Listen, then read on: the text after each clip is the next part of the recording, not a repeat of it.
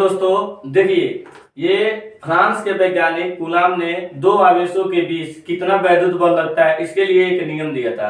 इस नियम को हम लोग कूलाम का नियम कहते हैं। और कूलाम का नियम होता क्या है, देखिए कूलाम का नियम लगता है दो स्थिर आवेशों के बीच में। दोनों आवेश खड़े होंगे, दोनों आवेश गतिमान न हो, दोनों आवेश स्थिर हो, वहां पर कूलाम का नियम लगता है। और कूलाम का नियम होता क्या है, ध्यान दीजिए। कूलाम का नियम ये कहता है कि दो स्थिर आवेशों के बीच में, ये देखिए आपका पहला आवेश है Q1, पहला आवेश Q1, और यहाँ रख लीजिए आप दूसरा आवेश Q2, दूसरा आवेश रखिए Q2। तो ये बोलता है इनके बीच की दूरी R कर लीजिए, इनके बीच की जो दूरी होनी चाहिए क्या कर लीजिए R।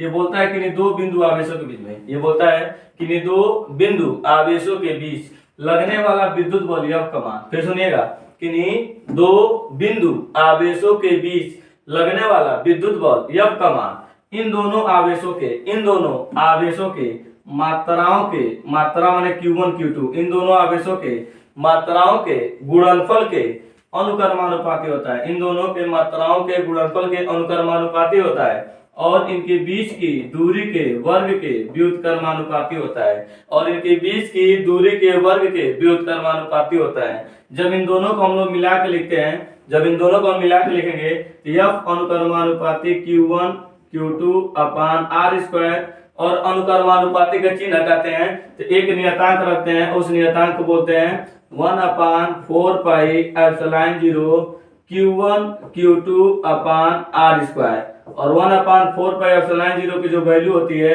वो 9 गुणे 10 घात 9 होती है। इसकी जो वैल्यू होती है 9 गुणे 10 घात 9 होती है, याद रखिएगा। 1/4 पाई एप्सिलॉन 0 की जो वैल्यू होती है 9 गुणे 10 घात 9 होती है। और एप्सिलॉन 0 को कहते हैं निर्वात की वैद्युतशीलता।